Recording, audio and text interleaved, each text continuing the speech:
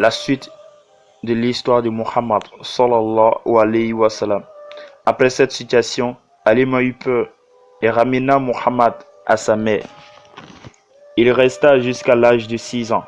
Et un jour, pour rendre hommage à son mari qui est mort, le père de Muhammad, elle décida de lui rendre visite à sa tombe qui est à Médine. Elle est partie avec son fils Muhammad, sa servante Ayman et son beau-père Abdul Muttalib. Et elle restait un mois avant de se retourner à la Mecque. En cours de voyage, il y a une maladie qui l'a frappé, la mère de l'envoyé de Dieu, jusqu'à être grave. Et arrivé à un lieu qui est appelé Al-Abwa, Amina, la mère du prophète, sallallahu alayhi wa sallam, mourut et laissant l'orphelin de mère et de père. Mon frère, ma soeur, tu vois, Muhammad a été orphelin et n'a pas pu avoir l'éducation de sa mère ni de son père. Et Allah nous dit de le suivre, qu'il est le meilleur des exemples. Parce que Allah lui enseigne tout. Il a guidé dès son bas âge.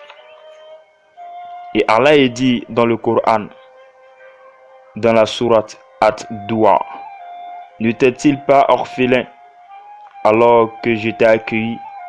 N'était-il pas égaré alors que je t'ai guidé? N'était-il pas pauvre alors que je t'ai enrichi?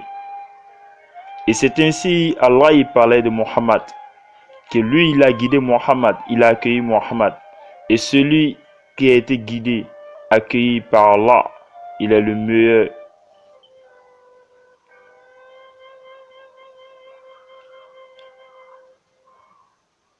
Et cette sourate, au moment où le Coran a été révélé au prophète, il y a eu un moment où la révélation s'est arrêtée. Et les mécréants disaient à Muhammad sallallahu alayhi wa sallam que ton Dieu t'a oublié, ton Dieu t'a abandonné, peut-être même qu'il te déteste. Allah alors révéla en disant, ton Seigneur ne t'a ni détesté ni abandonné. Et il lui rappela Muhammad que c'est lui qui a accueilli Muhammad lorsqu'il était orphelin de père et de mère dans cette sourate-là. Allahu Akbar. Et c'est vrai, il était orphelin et Allah l'a guidé, Allah l'a accueilli et Allah l'a montré l'islam. Allahu Akbar. Qu'Allah nous guide comme il a guidé le noble prophète sallallahu alayhi wa sallam. Et de retour de Muhammad et son grand-père à la Mecque, son grand-père était triste de voir son petit-fils orphelin. Et cela augmentait aussi plus son affection et son amour envers l'envoyé de Dieu.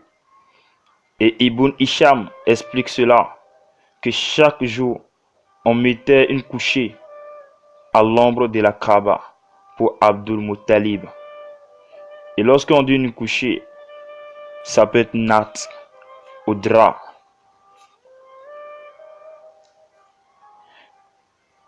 Et ses fils s'asseyaient autour par respect pour Abdul Muttalib. Mais Muhammad, lui, il s'asseyait dessus.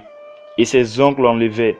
Et lorsque Abdul Muttalib voyait cela, il disait ainsi, laissez mon petit-fils, je jure par Dieu qu'il mérite cette place éminente. Et lorsqu'il disait cela, il se mettait près de l'envoyé de Dieu et il mettait sa main derrière lui pour ne pas qu'il tombe.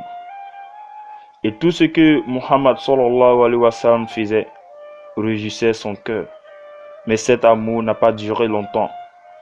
Lorsque Muhammad eut 8 ans, 2 mois, 10 jours, son grand-père Abdul Muttalib mourut à la Mecque. Avant de décéder, Abdul Muttalib confia Muhammad à Abu Talib, qui est le frère germain de Abdullah, le père de Muhammad. Abu Talib, lui aussi, s'est occupé de Muhammad et l'aimait comme ses enfants. et plus que ses enfants, car il avait une grande responsabilité et respect pour lui et une considération infinie.